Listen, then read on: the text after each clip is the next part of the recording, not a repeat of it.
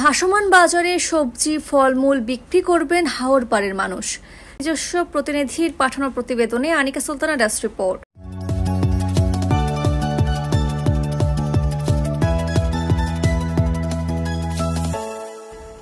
পর্যটন শিল্পের বিকাশ এবং স্থানীয় জনগণের অংশগ্রহণ নিশ্চিত করতে সুনামগঞ্জের টাঙ্গুয়ার হাওরে চালু করা হয়েছে ব্যতিক্রমী উদ্যোগ ভাসমান বাজার। হাওরপাড়ের ৮২ গ্রামের মানুষ এই বাজারে তাদের উৎপাদিত সবজি ফলমূল ও নিজস্ব পণ্য বিক্রি করতে পারবেন।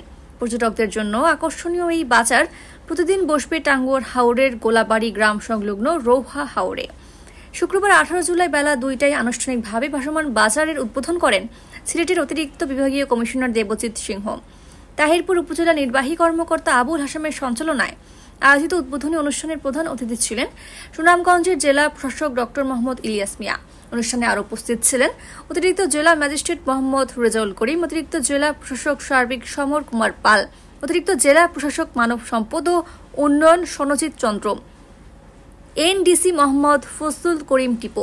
স্থানীয়দের পক্ষে বক্তব্য দেন টাঙ্গুয়ার হাওর কেন্দ্রীয় সার্বিক গ্রাম উন্নয়ন সমবায় সমিতির সভাপতি মোস্তফা মিয়া, লেখক ও সমাজকর্মী আবুল হোসেন, বাদাঘাট বাজার বণিক সমিতির সাধারণ সম্পাদক হারুন ও রশিদ এবং টাঙ্গুয়ার হাওর উন্নয়ন ফোরামের সাধারণ সম্পাদক ও সাংবাদিক আহমদ কবির প্রমুখ।